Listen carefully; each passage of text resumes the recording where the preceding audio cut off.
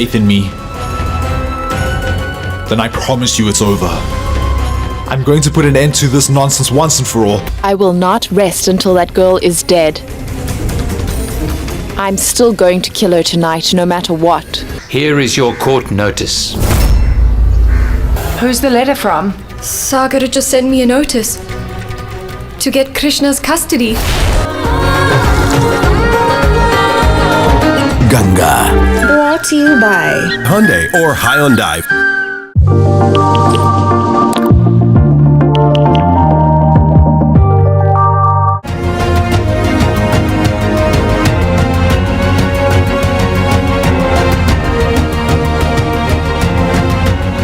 The U.S. Secretary of State Marco Rubio is just about now leaving the island after a visit to hold bilateral talks with the Prime Minister Andrew Holness to discuss matters of common interest to Jamaica and this Trump administration running things in the United States. We'll join our ace reporter Ramon Godwin. We'll invite him here to talk about what was essentially the crux of that conversation between those two men. And the opposition PNP, they called a press conference to rebut what they said were misleading claims made by the finance minister as she closed the budget debate inside Gordon House on Tuesday. Mark Golding saying that the implied budget is a straw man that the government has used to beat the PNP. Jamaicans should not be fooled. We'll hear more from him.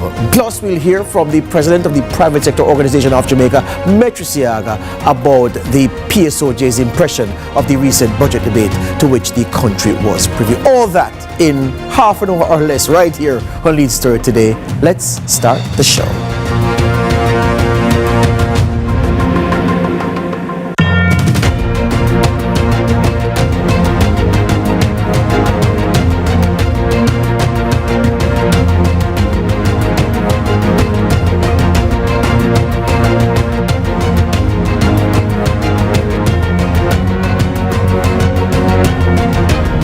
Welcome back to Lead Story here on CVM TV. So as I told you, the U.S. Secretary of State Marco Rubio was in town for talks with the Jamaica Prime Minister Andrew Holness and of course the leaders of Trinidad and Tobago and Barbados. You know, the Caribbean is referred to as the USA's third border. We have been very important geopolitically and strategically, and Rubio is saying today that Jamaica is the USA's most like-minded partner in the Caribbean. That is diplomatic speak. We're putting Jamaica above the other Caribbean nations. And of course, it's always good to speak well of your hosts when you are in their living room. And Rubio was quite effusive diplomatically in his praise for Jamaica. But what did they say substantively that will move the needle forward in terms of the interaction between both countries and a common understanding of where their shared interests lie? I turn to Ramon Gordon for that information. Welcome to Lead Story again, Ramon. Thank you always for having me, George, and a very good evening to all our viewers at home. The CVM News team were at location at the Norman Manley International Airport this morning. It's a historic day. Cuban-American Marco Rubio, it's his first visit to the island as U.S. Secretary of State. Like you said earlier, we found out that the conversation centered weaning Caribbean islands off their dependence on Venezuelan oil. It's likely one of the more controversial pitches. And also he talked about collaborations to stem illegal migration, narcotics and gun trafficking in the region. We were on location quite early. The plane landed an hour after the fact. No fault of their own, of course. They came down, they greeted the Jamaican diplomats, among them the Jamaican Foreign Affairs Minister, the Chief Technical Director of the Foreign Affairs Ministry, she's Ambassador Sharon Miller. So many high-powered people in one place. He didn't spend much time speaking with the reporters. He was quickly spirited away to the office of the Prime Minister, where he outlined plans to collaborate further with Jamaica and strengthen our bilateral relations. Our senior reporter, Nika Lewis, is on location at OPM, and I'm excited for her to share the initiatives that the Secretary announced. One question, Ramon, someone asked me earlier, and I found it to be a quite curious question to ask, because I'm saying, I don't know the answer to that one. They say, what kind of plane did Mr. Rubio come into the island in? Well, we know it's a private jet. I'm not going to say that man doesn't travel commercial. Absolutely not. It's not us. No. He's not like us. No, not like us. Not Air Force One, but definitely comes with the pomp and the circumstance. It did present much authority. Yeah. How quickly, you said it was a whistle-stop conversation with journalists. About how much time do you estimate he spent actually conversing with journalists before moving to Jamaica House? Oh, he didn't converse with journalists at all. His delegation, they disembarked before him. It took some time for him to get off the plane. He came off. did his greetings, went right to the car. He didn't even stop by the press pit, which I understand because, like I said, the plane was delayed by an hour. But very efficient, very to the point. Yes. Like you said, he's probably off the island by now. Yes, and of course you say the meat on the bone that you have put on the table were provided by Nico Lewis in the newscast at 7. Exciting stuff. The audience needs to stay tuned. Excellent. Thank you very much, Ramon. So we have been told, editorial note, that Marco Rubio actually leaves on Thursday. So he's spending the night here in Jamaica. Good on him that he is enjoying the Jamaican hospitality, and he'll be off for further talks with Caribbean leaders elsewhere in this region on Thursday. Thank you, Ramon. All the best as usual. Take care. All right. We take a break. When we come back, more on Lead Story.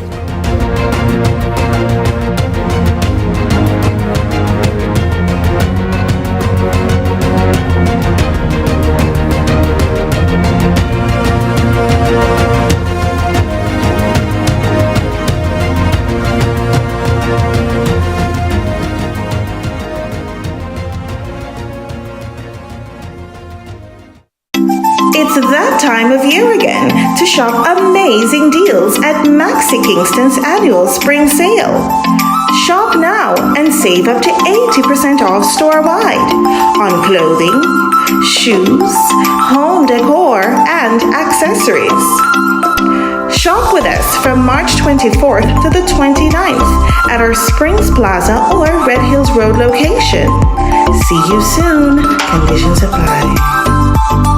Jamaica, it reach! Introducing the Mother's Rewards app. The same mother's food you love, now at your fingertips. Sign up easy and get a free patty. Earn points whenever you visit any select Mother's location and redeem those same points for discounts later on. Order your favorites for pickup or delivery. No long lines. Plus, win daily to win prizes and discounts. Yes, daily chances to win. No need for say nothing more. Download the Mother's Rewards app now.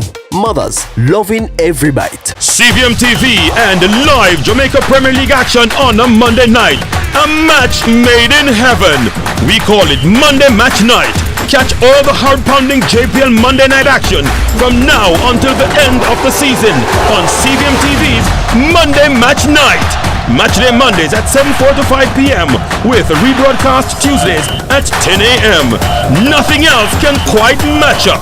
Monday Match Night, powered by Sunshine Snacks and ABC Electrical.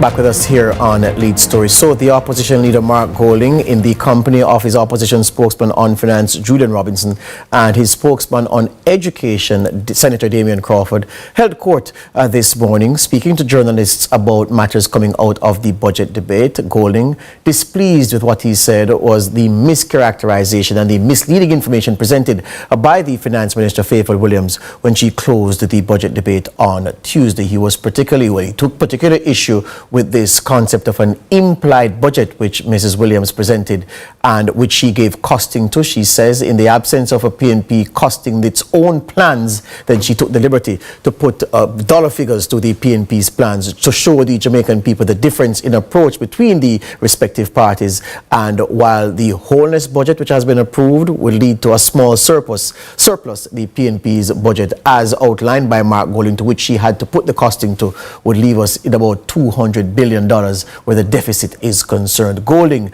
reacted to those things earlier today. The minister tried to make out that what we were proposing in our presentations was an implied budget. That is not what we were doing, and we never said that we were doing that. We were putting forward our policy commitments for the first term, and the term of office is up to 5 years while we are in government. Clearly, the phasing of our proposals will take into account the fiscal rules, the priorities that we have, and the situations that unfold and affect the economy going forward. So the question is, how is it to be funded? As you will see in the course of this press conference, we have come up with a series of ideas some of which would be paid for out of the budget in each year going forward, some of which would be paid for by the agencies which have the responsibility for those particular items. And the totality of the budget cost of our proposals based on our estimates is $23 billion annually, and that would be assuming that everything was rolled out from day one, and that does not include the 11.4 billion which the law has as ending, the extraction of 11.4 billion from NHT, which the law has ending at the end of this coming fiscal year. So the year ending March 2026 is by law currently the last year that these extraction of resources, annual extraction of resources from NHT is allowed and authorized. So we have assumed that that will not be extended, and in any event, we do not intend to extend it. The government hasn't said what their position on that is, but the society as a whole, I believe, is not in favor of any further extraction of resources from the NHT to fund the budget. So we will be putting an end to that.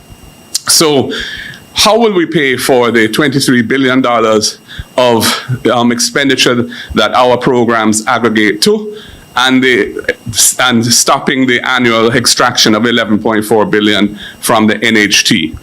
First of all, as I've said, we have to comply with the fiscal rules, and this phasing and timing of the implementation of our proposals will be subject to compliance with those things.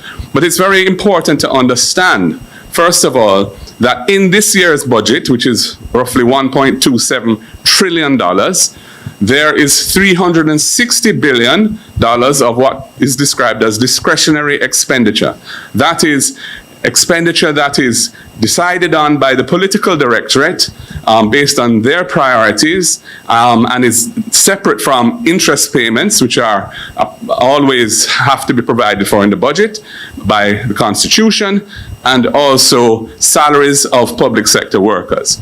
So that $360 billion represents the issues that this government has over time decided are important for the nation.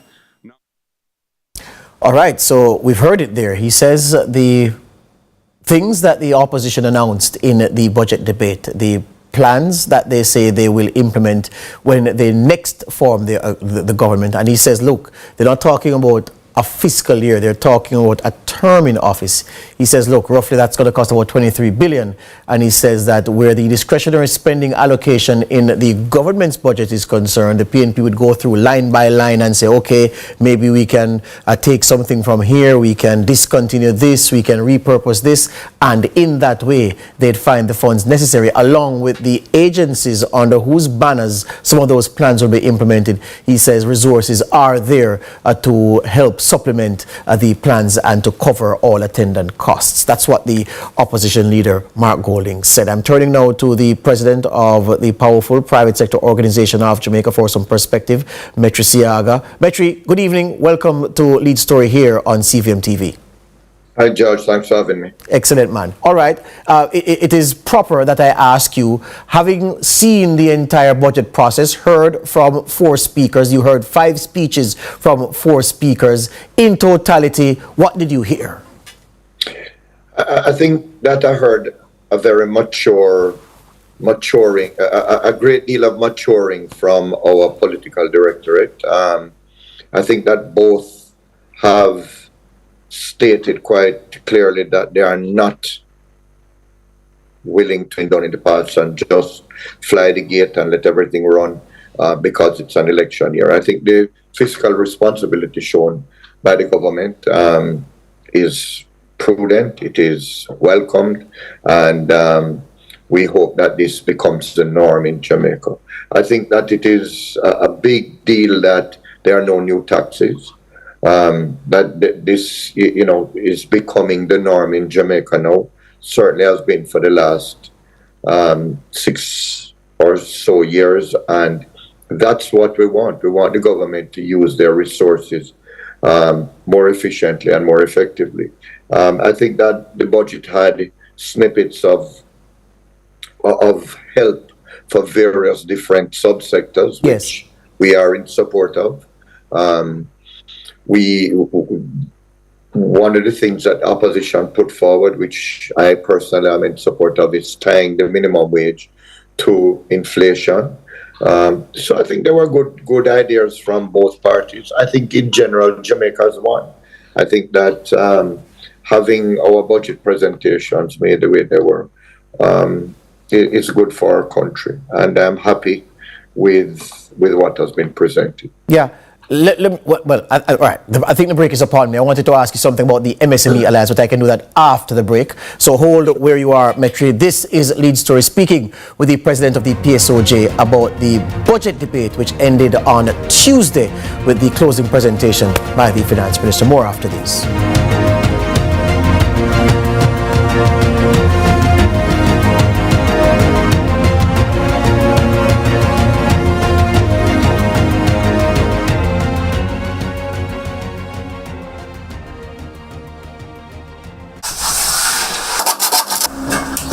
All your electrical needs, visit ABC Electrical Sales. We've got everything, stocking top brands like CNCs, Philips, and Allen Bradley. We guarantee quality and reliability. Shop with us and save with even free island-wide delivery. Conditions apply. Visit us at Shop 8 Hagley Park Plaza, Kingston 10. Call 876-754-3714-5 or 876-754-3825-8. ABC Electrical Sales, for a better choice in electrical business. 10, 9, 8, 7. CVM TV, in association with Express Fitness and Exodus Carnival, presents Fit for Fent, the ultimate workout series to get your body ready for the road. Tune in 5 a.m. every morning, Mondays to Fridays, starting April 7th, to get involved in high-impact workouts by some of the best in the game. Bring your mats, bring your water, and let's get fit for the fit with Express Fitness and Exodus Carnival, powered by CVM TV. We are back for season 2 of Corner Office. We are highlighting small businesses, hard-working Jamaicans who are doing their own thing in their own spaces.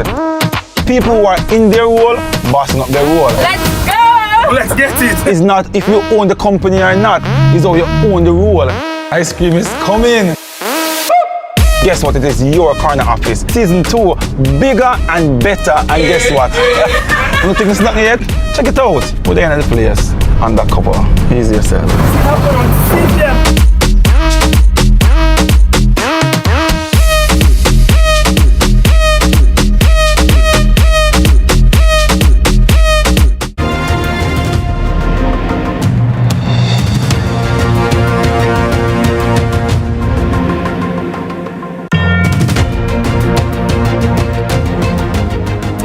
The U.S. Secretary of State Marco Rubio is still on the island, we're being told. We're being told also that he's spending the night in Jamaica.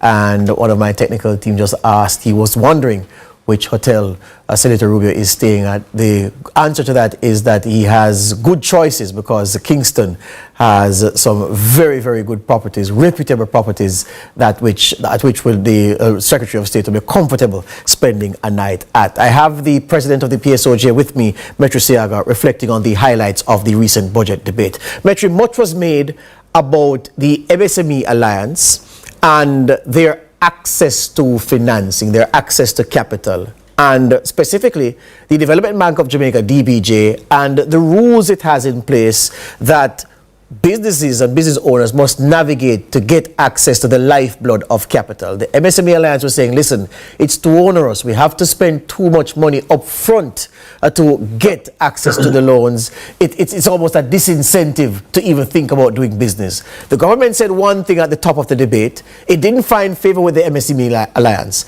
The opposition came and said, look, we will change this and tack on the cost of accessing the loan to the loan, and you pay it at the back end of repaying the loan to remove that impediment. The government heard that and now came back and said, you know what, we're going to roll the fees into one so we remove the obstacle. Yeah. All in all, you would see that as a win for members Absolutely. of the MSME Alliance. Absolutely. And listen, it is important that, people need to see what they're paying their dues for, and it is things like that. So the MSME Alliance did their job. They told the government that they don't like what they heard, and the wheel and came again. And yeah, we're happy for it. Small businesses are the lifeblood of any country. They employ 80% of the workforce, and that's what we need to look at. We need to allow these companies to be more resilient in what they're doing. And, you know, I'm glad that you mentioned that it's difficult for them to do business. It is difficult for all of us to do business. Small, medium, large, micro, it doesn't matter. The bureaucracy that we are facing in the country is at an unprecedented level, and the government has got to do something about it if they want to get the growth that they so badly speak about. George, to me, it is the most important thing that we have dealing with as a nation. The bureaucratic bungling, the red tape, the bureaucracy that exists to get anything done in this country is now at a level that is stifling us. And we're choking as business people. And if we don't get it fixed, we are going to go nowhere, and we're going to go there fast. So I am just appealing to the government and to the opposition, whomsoever makes up the next government, it needs to be priority one.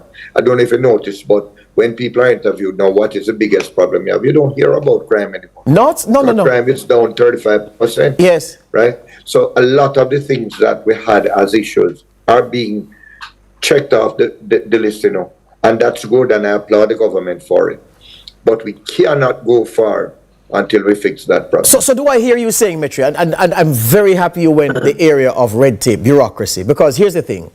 I was saying to myself as I heard the budget speeches, based on how I was taught economics at university, you're taught to listen at budget time for big ideas to spur growth. And I noticed this debate was shorn of ideas for big ideas for growth. So I said to myself, well, maybe then the answer to strong growth or respectable growth, not the 0.5%, 1.1% nonsense that we've been having cycle after cycle, but significant growth. You're talking about 3.5, 4, the 5s, the 7s.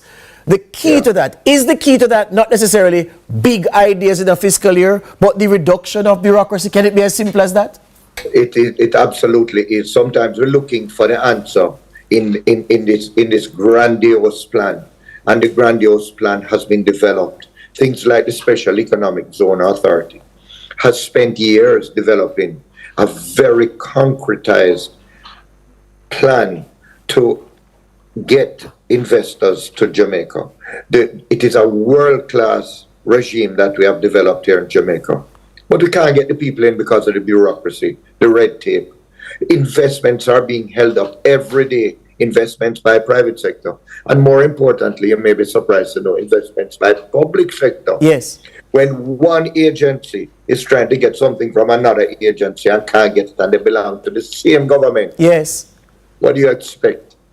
What do you expect of the private sector? How can we make it happen? When building approvals and other approvals for, you name it, you just name it, and I will give you 10 cases of companies within my organization that have issues every single day. So this new minister in charge of efficiency, the former ambassador, well, you're not a former ambassador, you're an ambassador for life. The ambassador, Audrey Marks, who has been put in charge of driving government efficiency and reducing red tape. She perhaps then, Metri, holds, if not the key, one of the important keys to the lock that's frustrating businesses over time. By George, I would have to say it is the only key right now that is going to unlock the growth that we need, because it's out there. I mean, if you sit at a table of business people, just sit around a table of 20 business people, and you will hear of 60 different investments that are currently being held up because of government bureaucracy and red tape. And I use this opportunity to publicly say to Audrey Marks, listen, you have a very important job to do. I am here, the PSOJ is here to help you to make it a reality. Yeah. But you can't do it alone, and we certainly have not been able to do it. And coming coming out of the debate as well, Metri, to support the point you're making, and that it is not just a private sector problem. The opposition spokesman on finance, well, he said it before the budget debate, but then he made the point even more profound in the debate, Julian Robinson. The several $1 billion in capital expenditure which went unspent over this fiscal year. It's ridiculous that in a country like ours, where we need the projects to drive economic activity, to drive productivity, to drive the growth, that we have upwards of $10 billion going unspent because of bureaucracy from the same government that's trying to spend the money. It's ridiculous. Bureaucracy, procurement issues. I mean, everybody's afraid to put a foot wrong in procurement, and I get that, I get it loud and clear, because if the first thing that we want to do is find somebody, especially oppositions, and I don't mean the current opposition, I mean the opposition party, whether it's GLP or PNP, want to find somebody doing something wrong. But the truth is that people have got to put Jamaica first now, and we have got to realize that the only way that we are going to do it is that a letter that needs to be signed by a head of an agency cannot take a week to go from a desk that is 10 feet away from the other desk. Yeah. It just can't happen anymore. Can't be allowed to happen. And Metri, this is such an important point, and I want to just give the viewers an example of bureaucracy at the lowest level. You're talking about it at the high levels, big investment levels. In my experience, I've had the pleasure of working 2 years in government. And I'm going to tell you what happened with a press release. When I just got there, full of enthusiasm. And so I drafted a press statement, a mundane statement, Metri. So I was told that, oh, you can't just send it out like that. So I said, what do you mean? But the manager approved it. They say, no, you have to bring it to the Director of Legal Affairs for him to read it to see if you've libeled anybody.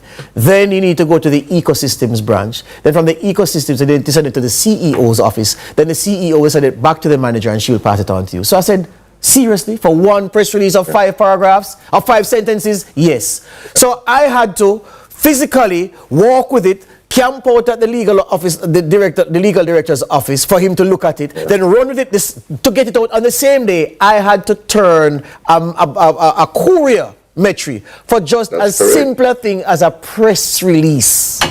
And that's what we're talking about, bureaucracy. If you're a businessman or woman in Jamaica and you want a letter signed by a head of agency, that's what you have to do. You have to turn courier. You have to walk, and you have to walk with the letter, and then you have to go in front of a person, get it off their desk, and walk it to the next desk. It's really ridiculous, and it happens at every single stop along the way. I don't know if you remember, a couple of years ago, we had an ambassador here that highlighted the number of agencies, steps he had to go through to get his driver's license. Yes. And I think it was 17 different steps. Yeah. This situation of paying in one place and taking the receipt to another place, and this backing and forthing, it is unproductive and it is costing us. And that is why we have a black market, Absolutely because so. We are setting up ourselves to circumvent the system. Absolutely. Out of time. Thank you very much, Metri. All the best to you, and we'll talk again. PSOJ President there, Metri Siaga, talking about bureaucracy. You can describe bureaucracy in one word: stultifying. That's the effect it has on business and economic activity. Anika Lewis is ready to give you the news at 7.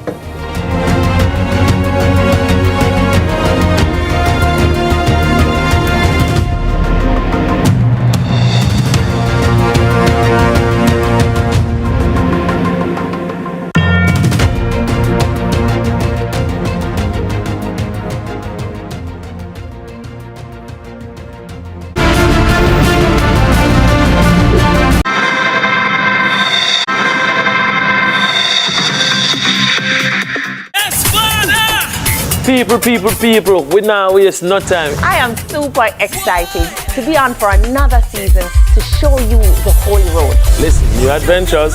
Slim get Fluffy. That's cool, let's go. We're not going out, Things are only getting hotter and hotter this season. Click, pow, that must tell you something. There's a great story happening just in our backyard. We are on the Holy Road again. You can open a Sagicor Bank savings account from anywhere. Go online and open yours today. The time by Sagicor Bank is 7 o'clock.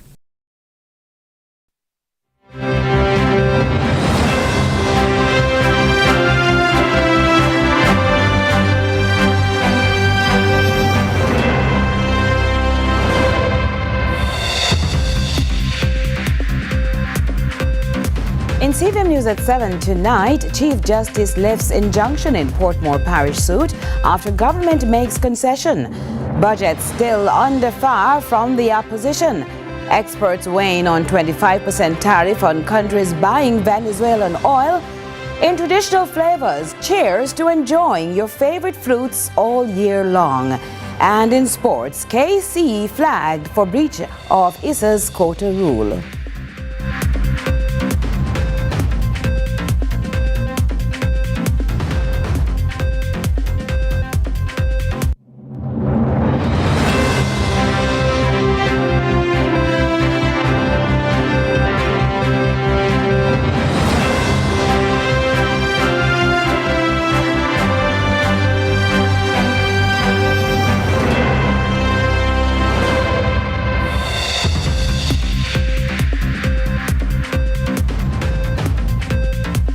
From Kingston, Jamaica, this is CVM News at 7 for Friday, March 28, 2025. Thanks so much for joining us.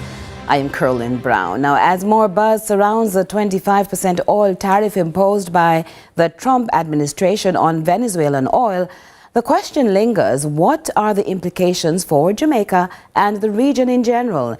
Adrian Williams spoke with some experts on the topic for this report. In a U.S. energy report, as of 2023, Venezuela holds the largest crude oil reserves globally with approximately 17%. So what does it mean with U.S. President Donald Trump's imposing of a 25% tariff on countries purchasing oil from Venezuela?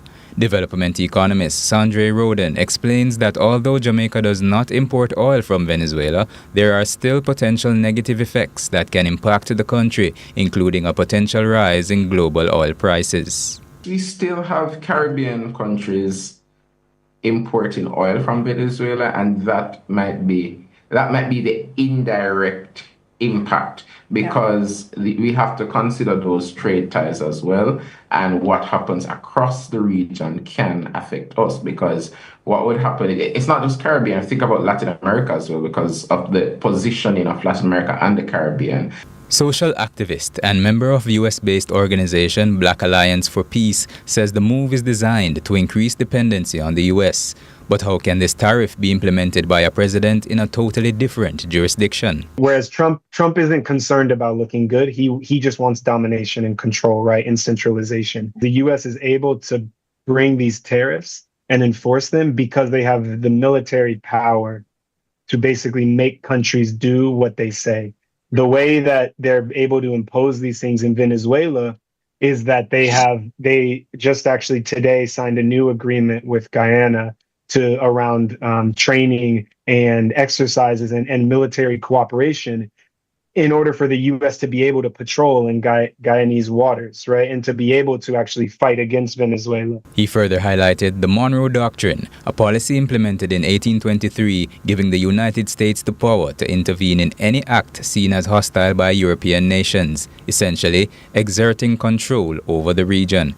Cole instead wants the region to unite around a Zone of Peace initiative aimed at standing up to superpowers like the US in times like this. One of the reasons that we're engaged in this is because we see a really big need for deeper regional integration, deeper regional solidarity between not only nations in the Caribbean, but nations throughout the Caribbean and Latin America to also connect with folks like Black or African folks in the U.S.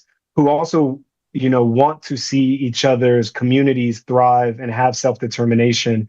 And the only way that we can do that is by joining together. In conjunction, the territorial dispute brews between Guyana and Venezuela in the Essequibo region over who should own the territory rich in oil and other minerals. Adrian Williams for CVM News. The government's budget is still under fire by the opposition, which claims inaccurate pictures of the country's economic and social reality were painted. PNP Senator Damion Crawford is calling out what he describes as misleading figures on unemployment and rising poverty. Courteney reports. It's another round of he said, she said in Gordon House as the opposition once again critiques the government's budget. Opposition Senator Damion Crawford characterized the government's budget presentation as shrouded in lies. Crawford argues that the government's narrative on unemployment is misleading. While many individuals may be working, many are not fully employed.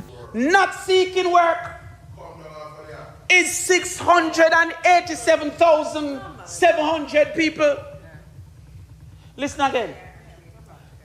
Now they are not factored into the consideration of our unemployment rate. So it seems we have an unemployed and a not employed, which is different. He calls it hidden unemployment and claims poverty levels have risen since the JLP government took office. In 2016, poverty was 11.6%.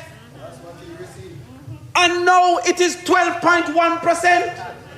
It has increased. Yet we have a prime minister that says this graph that shows an increase in his administration clearly shows that under his administration there's a steady and measurable decline. Another key criticism was the JLP's management of crime. Under this government, this administration, and Holness only, murder is 1,390 per year, the second highest.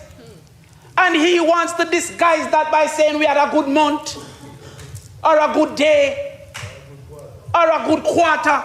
Ironically, Crawford used the Prime Minister's own argument, linking governance to crime management, to highlight the administration's shortcomings.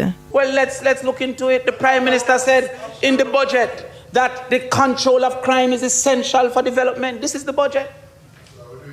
The highest year of yearly murders in this country, under the highest average of yearly murders in this country under any government, was under the Bruce Golding 27 to 2011. The second highest year is under Andrew Holness. Courteney Lewis for CVM News. Well, the government continues to defend its budget despite the criticisms accusing the opposition of historical negationism. Senator Delano Seiveright says the proposed budget is growth-driven and is a clear signal of responsible governance. We have net international reserves of $5.5 billion US, one of the strongest financial buffers ever in our country's history. Our unemployment rate stands at 3.5%, the lowest ever. Our debt to GDP ratio has fallen to 68.7% and on track to 63.7% next year. A monumental shift from the 135% peak we're at in 2013. And inflation remains within target, with food prices beginning to stabilize, and you can feel it in the economy that a calm is coming back. Now, Fitch Ratings has reaffirmed Jamaica's BB- credit ratings with a positive outlook, recognizing our strong governance and sound fiscal trajectory. So this gives investors real confidence to build, confidence to expand, confidence to invest in Jamaica. But really, Mr. President, this budget puts people first, and that's the truth.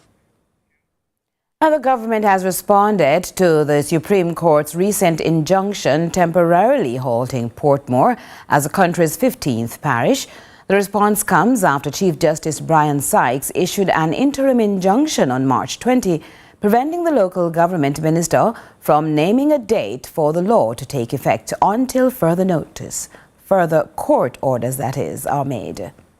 Last week, the People's National Party PNP followed through with its threat to sue the government to prevent it from designating Portmore as the 15th parish until full compliance with Section 67 of the Counties and Parishes Act. The government responded to the injunction issued by Chief Justice Brian Sykes. The government lawyers told the Supreme Court that there was never an intent to enforce the new parish status before finalizing constituency boundaries for Portmore. Portmore. As a result, the Supreme Court lifted the injunction today. The ruling says the defendants gave an unequivocal undertaking not to appoint a day for the Counties and Parishes Amendment Act of 2025 to come into operation until the procedure prescribed in Section 67 has been complied with and an order under Section 67 of the Constitution. This lack of communication has led to a delay in enforcing the new parish status. The government remains committed to holding off on implementation until the constituency boundaries are finalized. But the order is being celebrated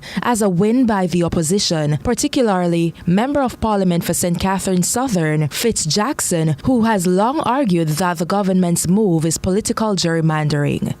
The People's National Party is indeed pleased with this ruling, which underscores the obligation of the GLP government to respect our Constitution and the rule of law. This represents a block to the attempted gerrymandering of the constituency boundaries of Portmore by the GLP government ahead of the general elections due in 6 months. The PNP claims that altering constituency boundaries without proper consultation undermines local governance and violates constitutional provisions that prohibit constituencies from crossing parish lines. Jackson says he expects additional constitutional issues submitted to the court to be addressed in the near future. This includes the removal of the elected office of the Mayor of Portmore, among others, by the Act.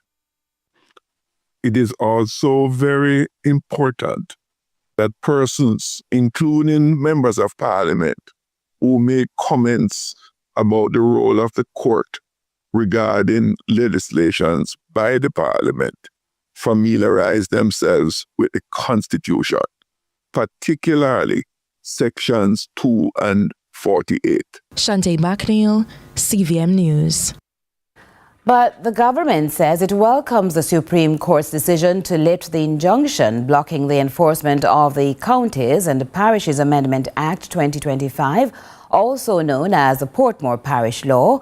Member of Parliament for St. Catherine East Central, Orlando Terrelong, expressed satisfaction with the ruling, emphasizing it aligns with the government's objectives to establish Portmore as Jamaica's 15th parish. Yes, it is a win for the people of Portmore. It is green light for Portmore to becoming the 15th parish for Jamaica. I mean, we've always maintained that the application brought by the People's National Party was premature. It comes from a place of them being so hungry for power and not wanting the people of Portmore to experience the kind of growth and development and the autonomy, that kind of identity that comes with being a parish. And it's shameful on their part. And so the government has always maintained that it is acting in accordance with the Constitution, that there is a process that will be followed, and having passed the act in Parliament, then there's a second part of the process, and that is under Section 67 of the Constitution, where there's a committee of the House of Parliament is to meet, and also for the ECJ to carry out its functions as it relates to constituency boundaries. Because the Parliament was concerned in the past of the Act with creating a parish, and we've always maintained that. And so I believe that this is a good day once more for the people of Portmore, knowing that, yes, it is green light to proceed with the process for Portmore to become the 15th parish. More CVM News at 7 in a moment.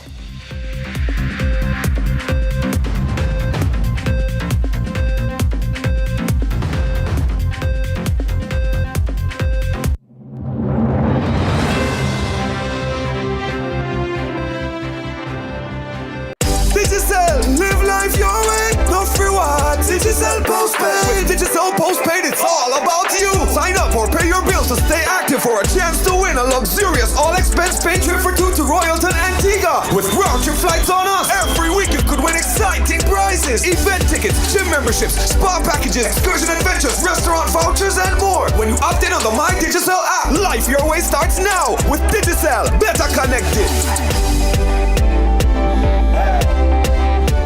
This is Grand Slam Trap. Jeep. Jeep.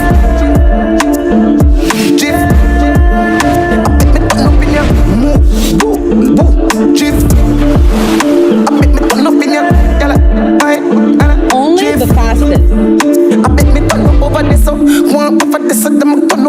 so see a hot girl me a call.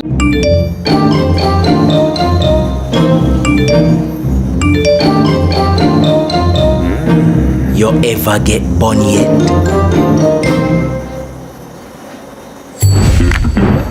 Me not talk about heartbreak. Me a talk about the bun where full of spice, raisins and the perfect glaze. Bun for bun. Just so you do it now. You have to get bun. This Easter, you have to get bun from Mother's Bakery.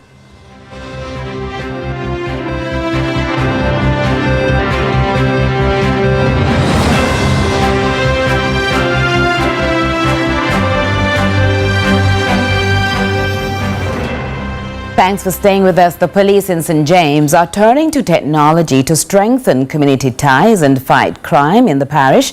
The move, we were told, will not only reduce criminal activities, but also improve services. Shante McNeil tells us more.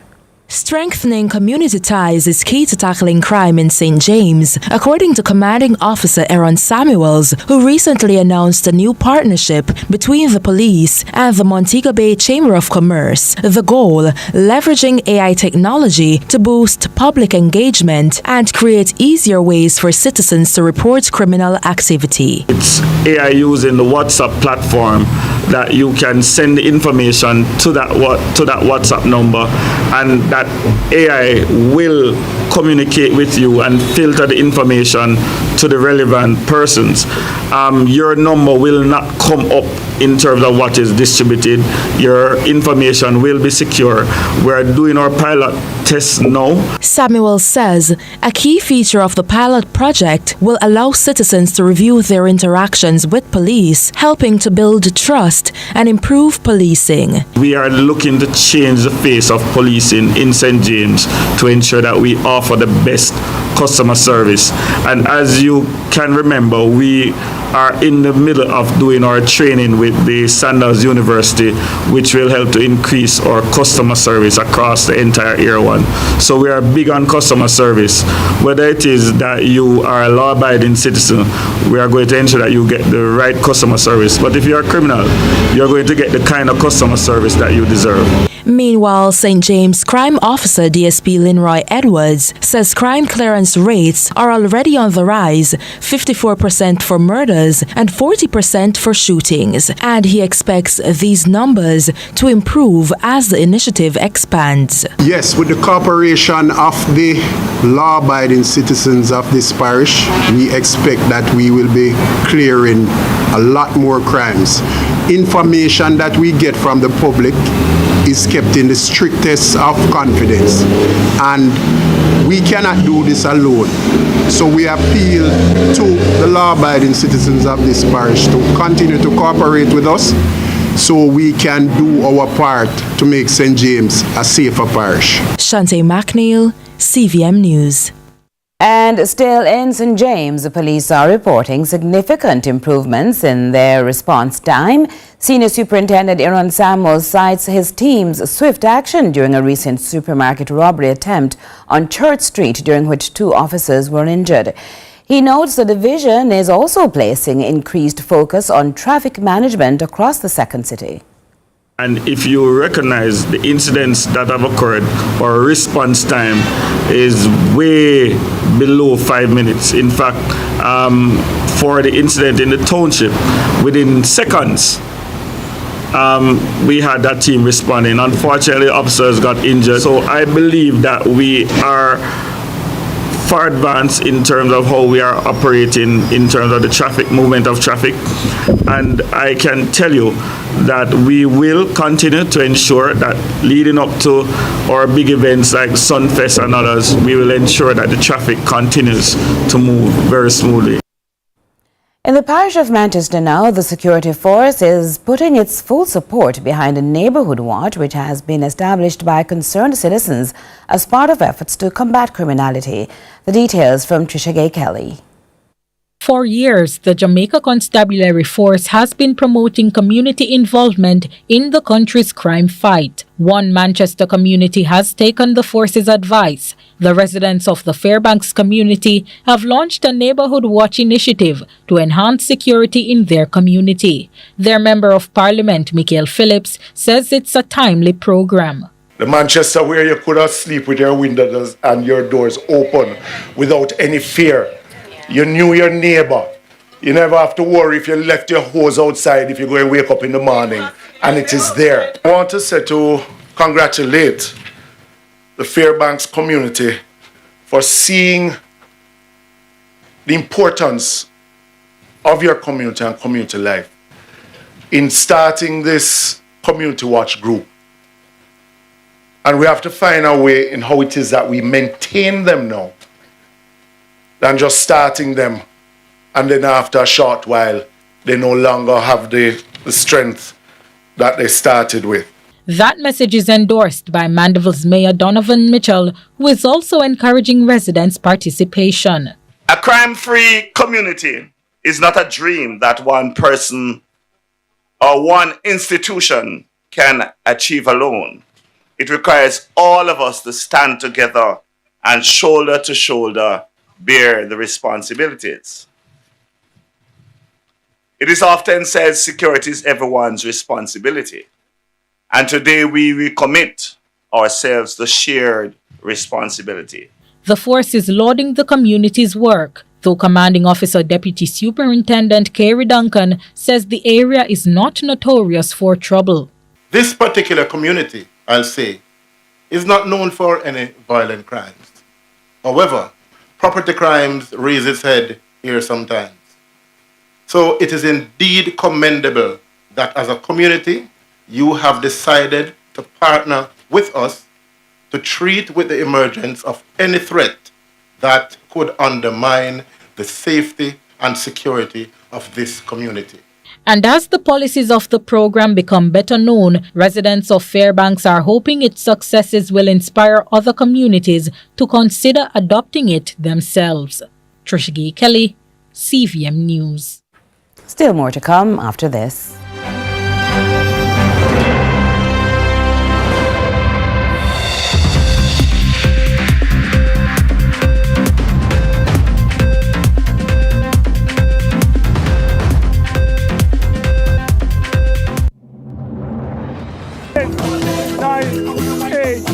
CVM TV in association with Express Fitness and Exodus Carnival presents Fit for Fet, the ultimate workout series to get your body ready for the road.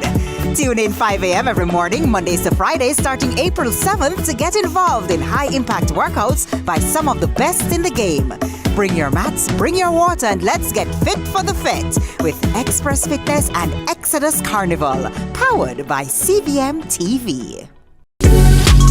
Pepperoni, Hawaiian, chicken chunks, vegetarian. There's no pressure to choose with Pizza Hut's amazing 4. You get 4 juicy flavors with one less choice to make. Pizza Hut, now that's delivery.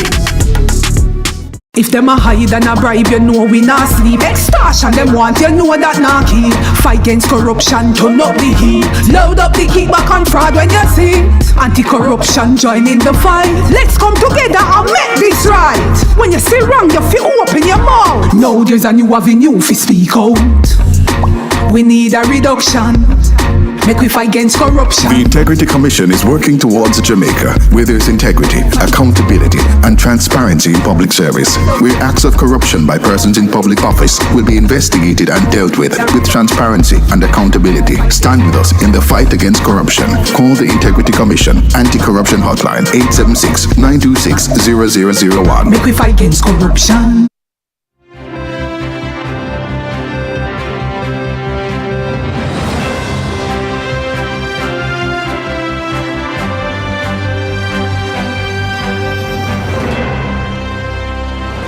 Welcome back. Visualize now the waste at the height of a mango crop or just any fruit in abundance across the island. The yearning in the off-season is just as mouth-watering when you can only wish. Well, a St. Catherine professional is closing that loophole so you can enjoy your favorite fruits all year long. Salivate on part 1 and come back for seconds next Friday.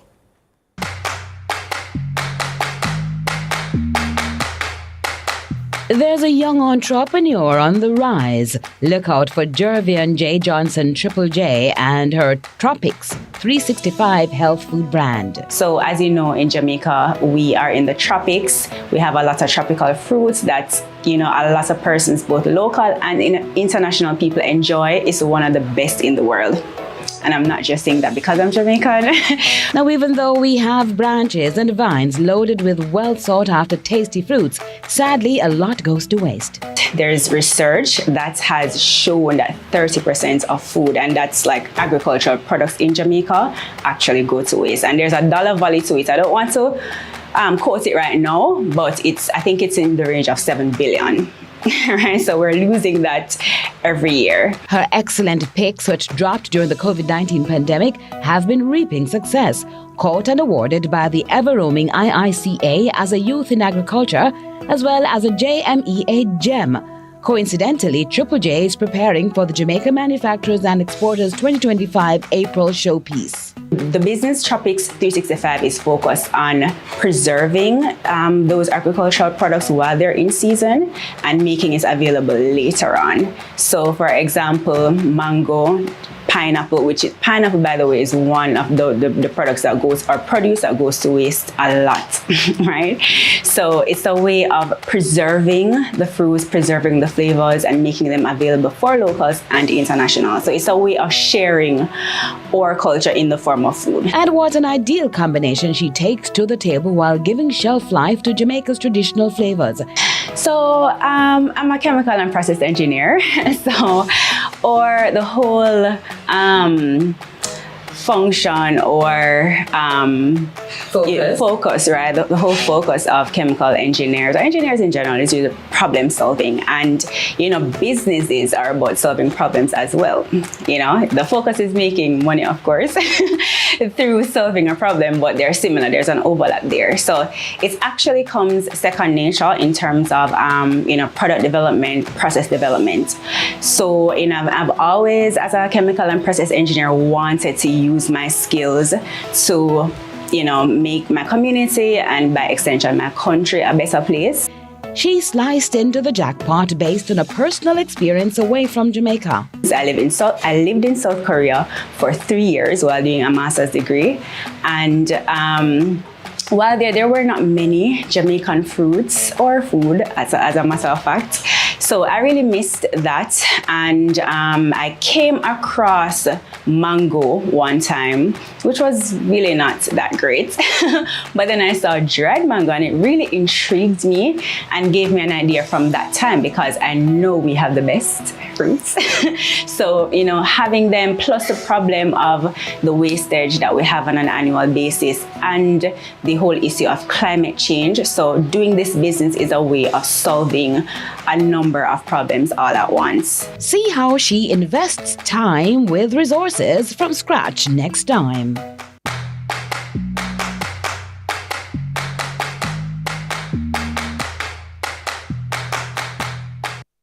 So ahead of our break, we want to check in with Ronaldo Adams for a little more as to what's coming up in sports. Hey, Ronaldo. Hi, Curlin. Firstly, before I get to the sports, I must say, traditional flavors, it has me a bit hungry right now, but we'll save that for after the newscast. So, the biggest news coming out for sports this evening, of course, it's day 4 of the Issa Grace Kennedy Boys and Girls Championships.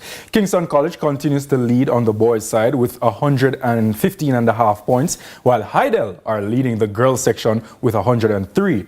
However, CVM Sports also understands that Kingston College has been flagged for breaching the Issa quota rule.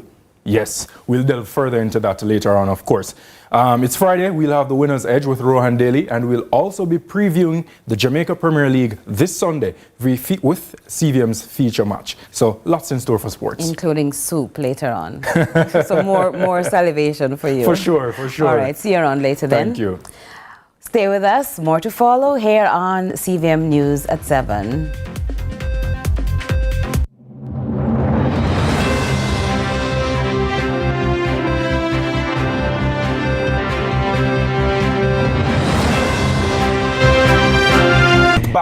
Season 2 of Corner Office. We are highlighting small businesses, hard-working Jamaicans who are doing their own thing in their own spaces. People who are in their role, bossing up their role. Let's go! Let's get it! It's not if you own the company or not, it's how you own the role. Ice cream is coming. Guess what? It is your Corner Office. Season 2, bigger and better. And guess what? You think it's not yet? Check it out. Put the end of the place. Undercover. Easy yourself.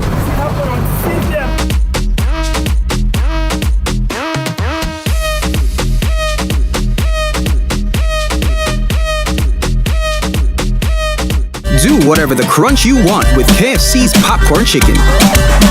Now available in hot and spicy. KFC, it's finger licking good. The time by KFC is 7:30.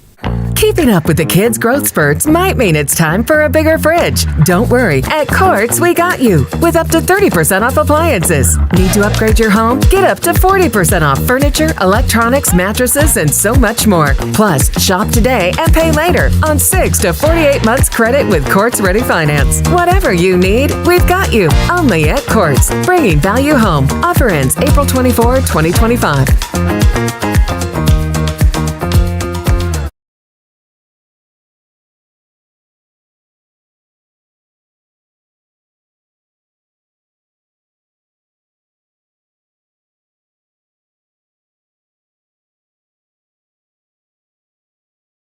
Skill.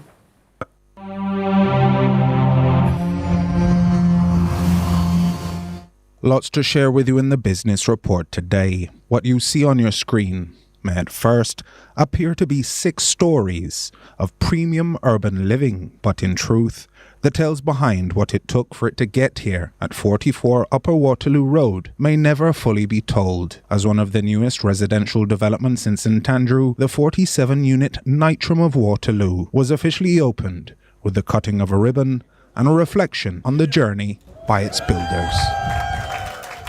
We gather here not only to celebrate the grand opening of this magnificent Nitrams of Waterloo, but to honor the unwavering vision of one man, our father, Philip Martin. Daddy resisted all what we thought was common sense, strong advice from family, friends, and colleagues alike, and insisted on following this, his crazy dream. We're extremely confident that today, Philip is beaming with pride, not just at the physical infrastructure and its amazing finishes, but to the support given to his project and most of all his family. Daddy, we hope we all collectively here today did you proud. Finally, it is done. It is well. And you did it your way. But certainly not alone. In fact, the financing of the development involved a public-private partnership, the middle P of which was represented by Sagicor Bank Jamaica, which provided 49% of the financing, according to Senior Vice President, Corporate Retail and the Strategic Banking Development Unit, Michael Willisey. After the passing of Philip in 2024, his wife Sandra Martin and their daughters took on the mantle, ensuring that this vision was fully realized, and well done. Their perseverance is a testament to the strength of family and legacy.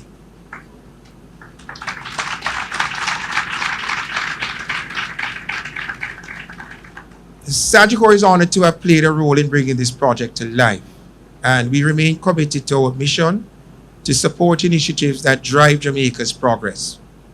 We also stand ready to help more Jamaicans to realize home ownership goals, and it is for this reason Sagicor Bank is offering special mortgage rate to purchasers who are interested in purchasing units at the Nitro. However, the majority of funding for the complex, which boasts 1- and 2-bedroom apartments, was furnished by the government-owned Jamaica Mortgage Bank, JMB, providing the remaining 51% of the approximately $1.4 billion cost of completion. Though, as was reaffirmed by Prime Minister Andrew Holness in his address at the official opening ceremony, the Jamaica Mortgage Bank itself is also about to leave its family home, with government plans for its divestment advancing. We are going to divest the JMB. So the Jamaica Mortgage Bank, in a few more months, will be on the stock exchange. You can buy into it. give it some more resources so it can fund more projects like these in collaboration with the private sector. So that is going into the private sector. You can participate in the wealth that it will create. So in order for us to have equity and fairness in our society, because make no mistake, somebody's going to drive past here and they're going to look here and say, I'd love to have one of these. They're going to come and inquire about the price, and they're going to be terribly disappointed that they're not able to afford this. And this disappointment is going to create a frustration, which is going to blow back on the government. They're going to say, see, the government's not doing anything for poor people. We're not catering for the needs of the poor, which is absolutely not true. Absolutely not true. Today is a reminder that when public purpose meets private initiative, we can deliver real results for the Jamaican people. It is a celebration of what we can achieve together when vision, partnership, and the national strategy align.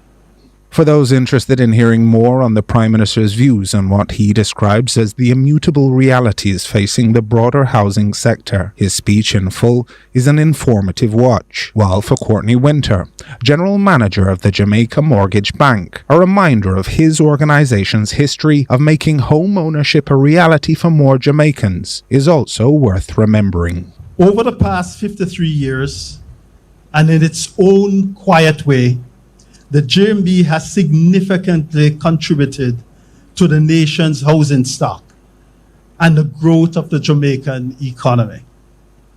This is evident with the financing of approximately 60% of Portmore. I bet you didn't know that. The Jamaica Mortgage Bank legacy of the past 53 years is very evident in the number of Jamaicans it has facilitated with the home ownership through its business resilience and innovation.